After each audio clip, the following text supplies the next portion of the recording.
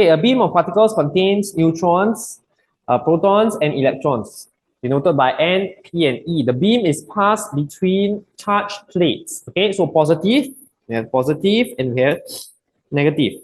Okay, so which diagram shows how the particles are affected by the plates? Okay. So in this case, we have protons. Okay, so protons, recall, protons are positively charged.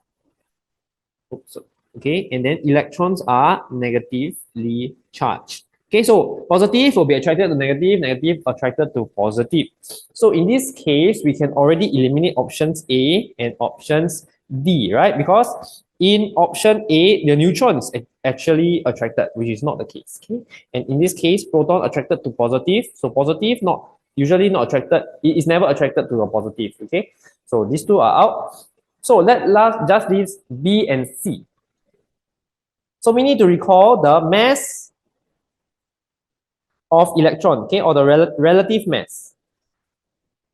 It's actually 1 over 1840. Okay, compared to the relative mass of a neutron, which is actually 1, or proton is actually 1. So electrons have a relative mass of 1 over 1840, while protons have a relative mass of 1. The electrons are lighter. Okay, these are lighter than protons.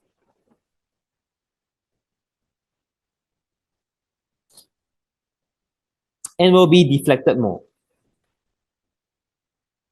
Okay, what does that mean? It means it will move more towards the side when attracted. So in this case, you can see that E here is deflected more, right, compared to this one. So which confirms our theory. Okay, so answer will be C.